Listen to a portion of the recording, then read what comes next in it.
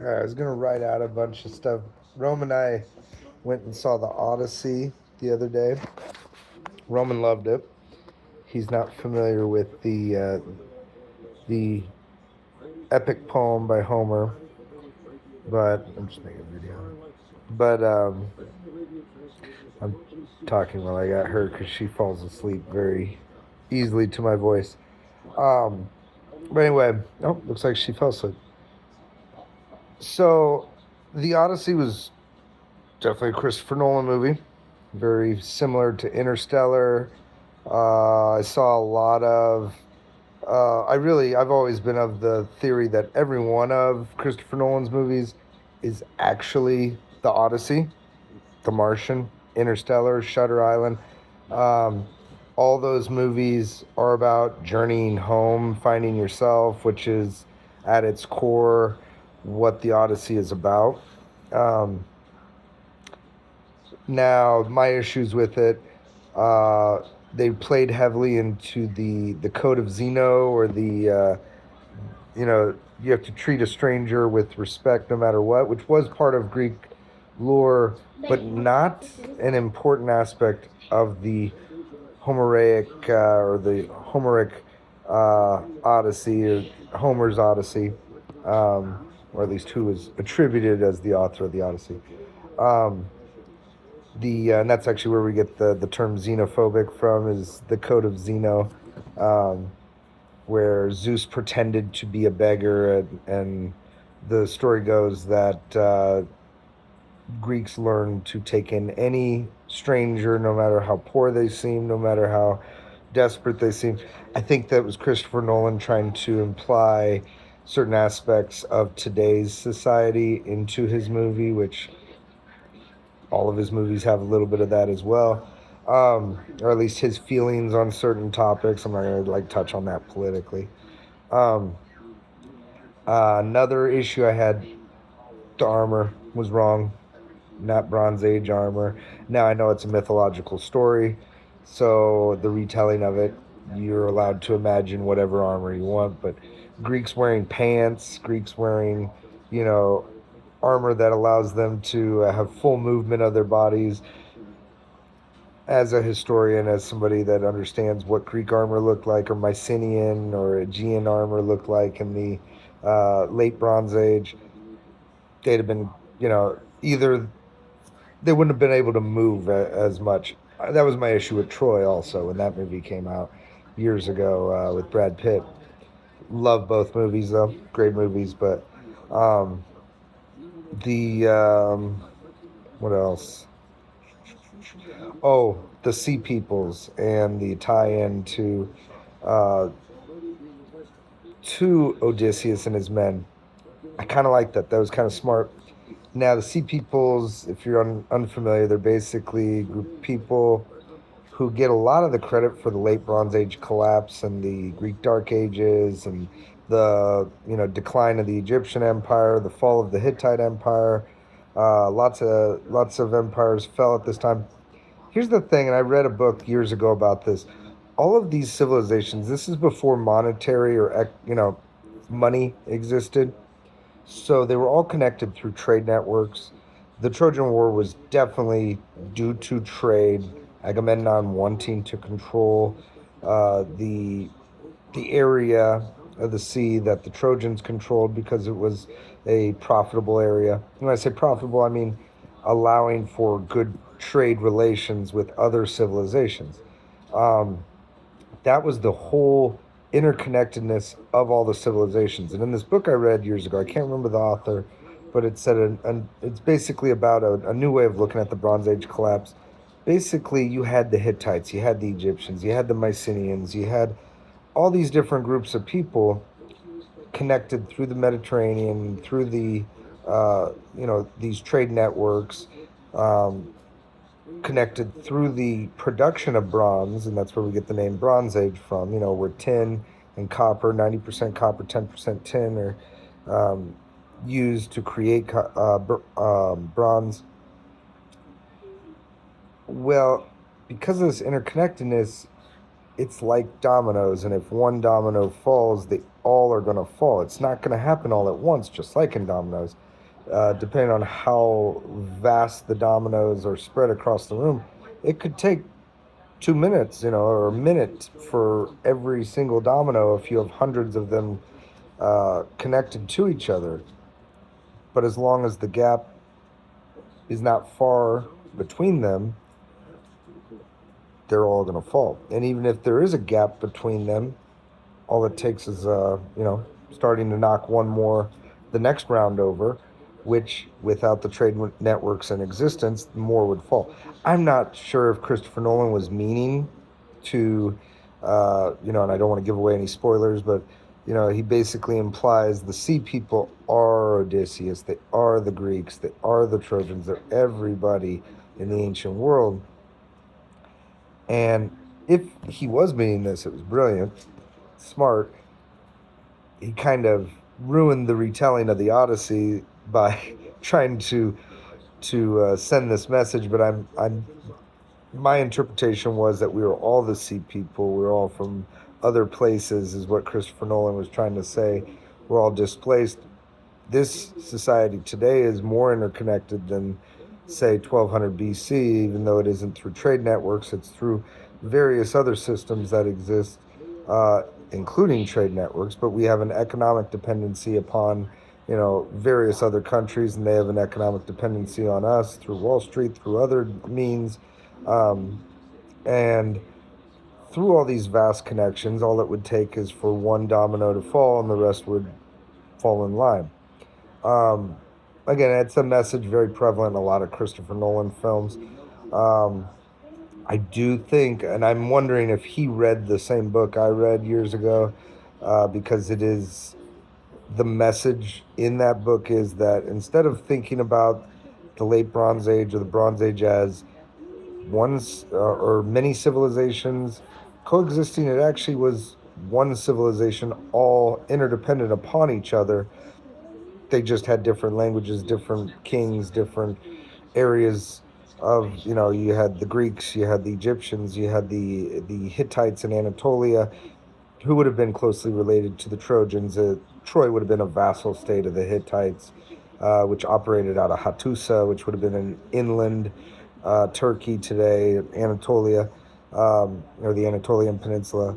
Um, and they all depended on each other. So much so, I mean, you have messages, writings from the Pharaoh of Egypt to a king of, some other place, and they'd call each other brother. That would show that they were on the same plane, the same level.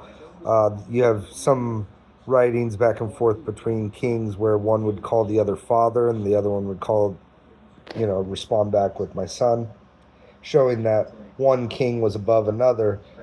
But as far as the societies go, they were all interconnected. And even those writings, if you've ever read them, it's really cool. These, 3,400-year-old, interactions with between kings of different city states, different nations, different empires, where they're referring to each other in these terms where they're basically showing that they have a connection to one another, despite speaking different languages and having to have interpreters write in any Egyptian uh, or linear B, or I can't remember if it was linear B or linear A that the Mycenaeans wrote in, but these various languages were. Um, but through this, they still felt a connection to one another. So it's kind of cool. I thought the Odyssey did a good job of trying to send that message. I suppose, where you know of a interconnected society in which they're all fleeing something, they're all returning from something, they're all a part of something, and they're all the sea people. You know, if you ever want to do some like you know deep dive into the sea people, I went through a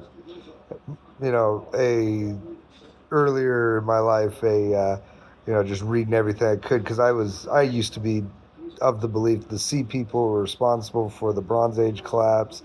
There were these marauders or pirates that traveled the sea and brought death and destruction everywhere they went. And it's the concept of them is based off of some Egyptian hieroglyphs, and some Hittite stories that existed. In actuality, they were people that were fleeing their homelands due to various issues going on. Because the Bronze Age collapse didn't happen in a day, it happened over many, many years, several generations. And as such, when it was occurring, um, people would have to flee their homelands.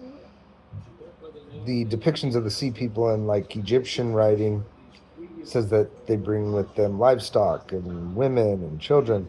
Well, that's describing, yeah, families that are less like your traditional pirates and more, trying to flee somewhere else, and they, would find somewhere else, and they would have to utilize warfare. Now, if you've ever read the Odyssey, in the movie they only show them raiding towns along the sea one time, but Odysseus and his men raid like some like 15 different villages and towns on their journey back. Odysseus had no qualms about it in the book. They made Odysseus like a much more wiser, caring person that Matt Damon plays in it. Odysseus was very prideful in Homer's epic. Odysseus, you know, he tells the Cyclops that his name is Nobody, and when the Cyclops gets his eye put out, nobody's hurting me, nobody's harming me, which keeps the other Cyclopses from helping him because they're like, what, dude's crazy. Why is he saying nobody's hurting me? Um, but in he's getting away scot free. The Cyclops doesn't know his name, and then he can't help himself, and he hollers out, "My name is Odysseus." In the Homer's epic. In the movie, he doesn't. The Cyclops doesn't talk, and Odysseus doesn't get him drunk. He doesn't trick him. So less of a trickster in the movie. Odysseus is more like a wise older man who's on this journey. The only time he ever really shows like the Odysseus from the the epic poem is when he has himself tied to the mast because he wants to hear the sirens song, which is in the epic poem as well.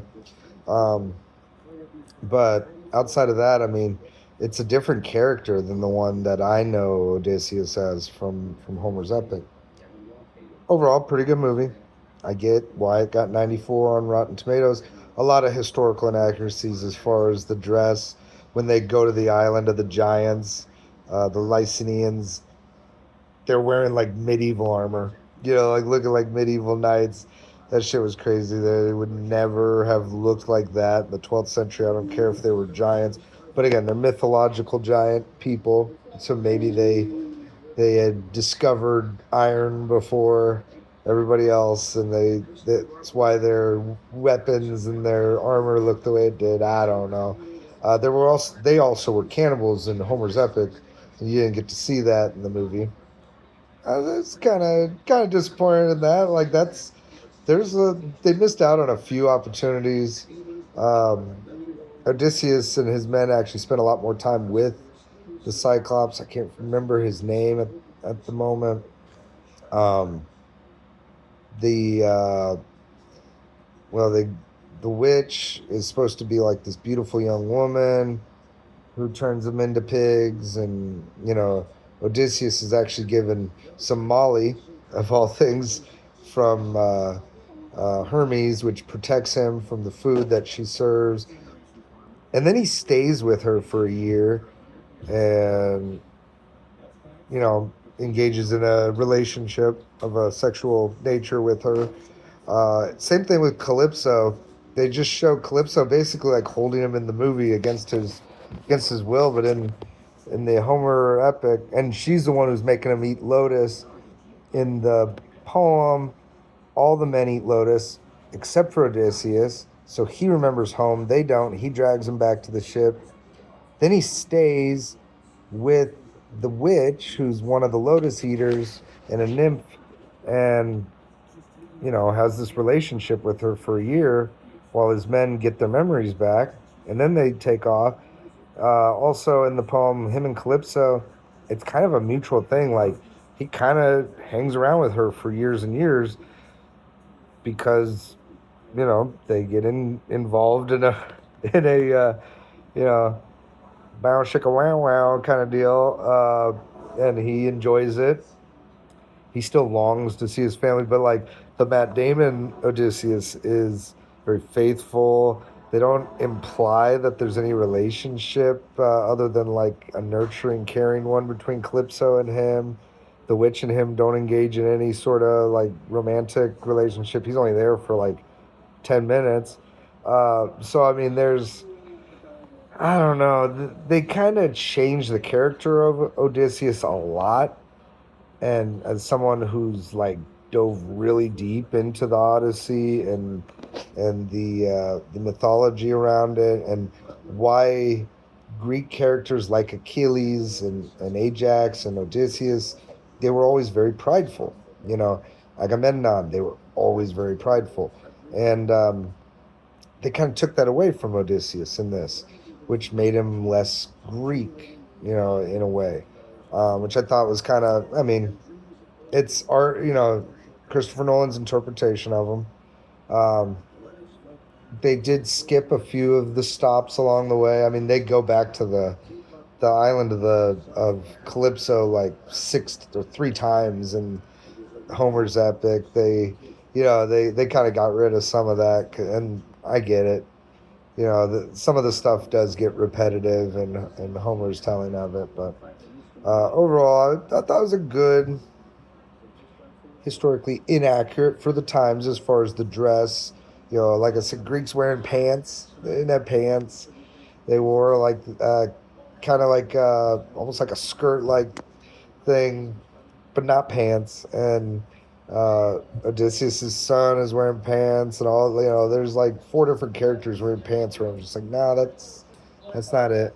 Um, you had some other historical inaccuracies. The ship that they used, totally inaccurate. It's like a Viking ship. The A Greek ship at that time would have had 50 oarsmen. Would have been a newer ship. Also would have had a battering ram at the front of it. It was like just at the beginning of that technology starting to be utilized. Later on, the Greeks and Romans would do that as well. Um, so I mean, you got some historical inaccuracies as far as what you're seeing, being depicted. But I mean, that's unless you have a keen eye for that, it's not going to take away from it. And it didn't take away from the story for me. It's a different story of the Odyssey. It's I felt like an inferior story as opposed to the original. The original to me has so many lessons throughout, about being too prideful, about being too lustful, and it's, about being too willing, to take in strangers. Uh, because I mean that's how Odysseus gets him in the end is he utilizes the same trick that the suitors utilize against Penelope to trick them into letting their guard down around what they just think is a beggar, and it's really Odysseus.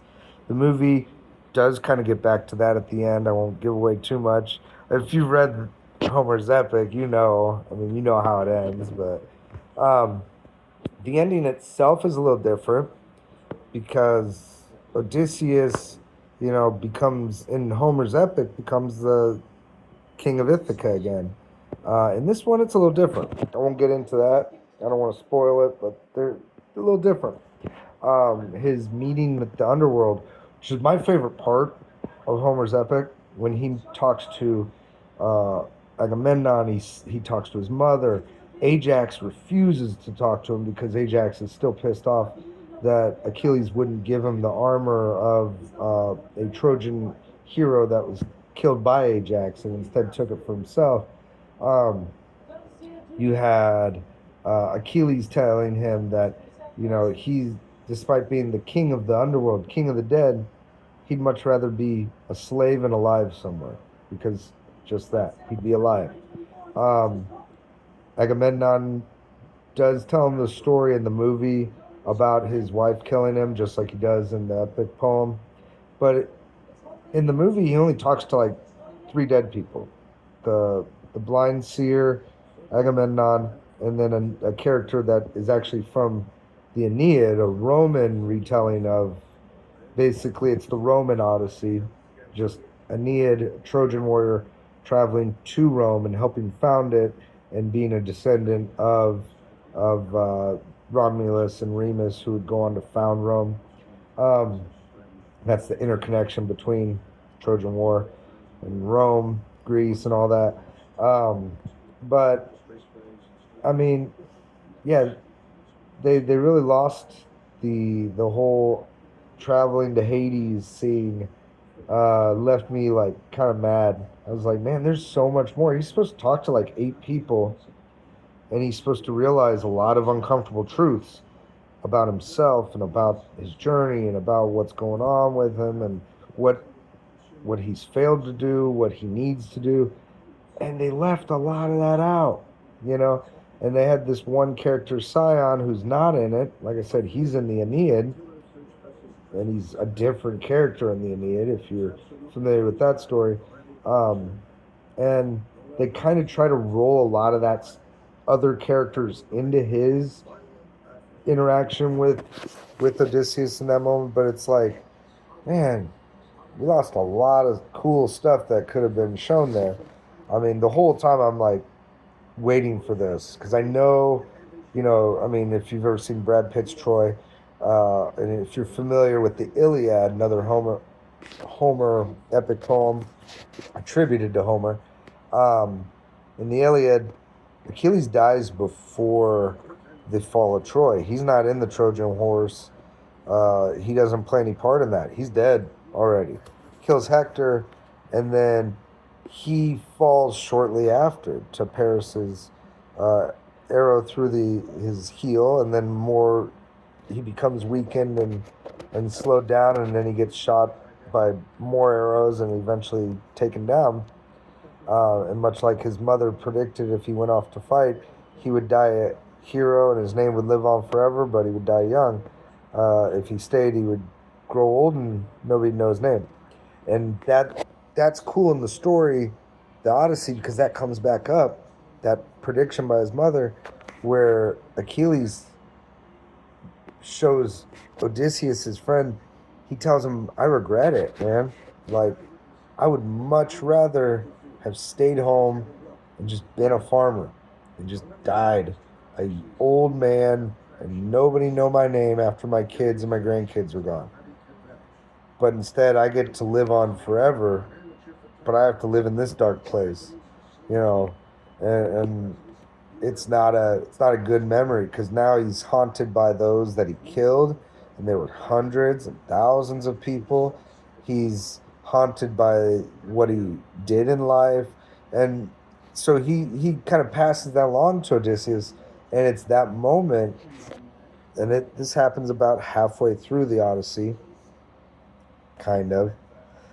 He is retelling it right before he goes to meet, the suitors and Penelope in the Odyssey, the poem. But it's about halfway to two-thirds of the way through where he talks to Achilles and Agamemnon. And Agamemnon warns him, beware of everybody, including your wife. Don't go back as a hero and triumphant.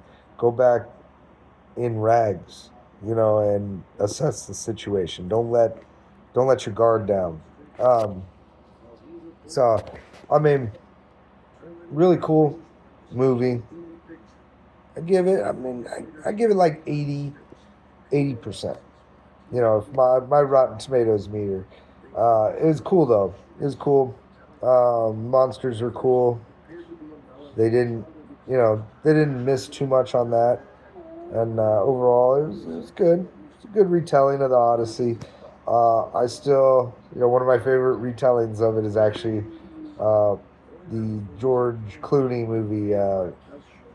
Oh gosh, Oh brother, wherefore art thou, or something like that. That's a good retelling of it. Homeward Bound, the one with the dogs. And speaking of dogs, they include Odysseus's dog in this, which I appreciated. Argos being included. They even got the breed of dog correct. Out of all the things to get like accurate in that, they get the breed of dog correct. But Yeah, a lot of people don't realize Homeward Bound is actually a retelling of the Odyssey. I could get into. Give you like a 50-minute video of which characters Shadow and Chance and all them are. Um, I won't. But the Odyssey's been retold. I mean, I bet you. I mean, just about every one of Christopher Nolan's movies is the Odyssey. There's a lot of movies out there that are actually just retellings of the Odyssey, just with different characters, different subplots. I wished if you're gonna make the Odyssey, one, it's got to be like 4 hours, which I know is crazy for modern audiences to have to sit through. Um, at least 4 hours, so they were an hour off. I feel like you have to include everything for the most part. I mean, there's some things you can merge together or kind of skimp over, but like the underworld, to skimp on that, bad choice. Not to include Achilles of all people in his interaction with Odysseus, because that's the thing that like moves Odysseus and changes him. And also his meeting with Agamemnon in the underworld does too. I mean, yeah, there's some things that were lost in that. I was left kind of like, and it kind of sucks going to a movie knowing, you know, and being so in love with Homer's epic poem that, because I mean, I read it like once a year at least. Um, Sometimes I'll just listen to it while I'm going to sleep. I'll just find a spot of in the story, and pick up from here, and then the next night pick up from there. Same thing with the Iliad. Like, um, but like I say, it was kind of cool to see people's tie-in. I've always believed the Sea Peoples, the Trojan War, the Bronze Age collapse was all interconnected. Sea Peoples weren't a cause of the Bronze Age collapse, they were a symptom of it. They were a result of civilization collapsing all around. And what do people do when where you live can't work out anymore? Same thing humans have done for thousands of years before that. Pick up, find a new place, move on, and that's the Sea Peoples. They're actually, I guess you could say, ancient immigrants, or ancient settlers, and they pirateering, raiding. That was all part of the bag. That's kind of what people did. Um, so pretty cool book, pretty cool movie based on a really. I mean, listen to the poem, the epic poem beforehand. Find a like shortened translation of it so you get the gist of it, and then you compare when you go watch it. All right, that's my thoughts on it. I've been sitting with it for a few days, and I tried writing out so many things. I'm like, nah, I'm just gonna record something. It ended up being like a half hour long. Sorry. All right.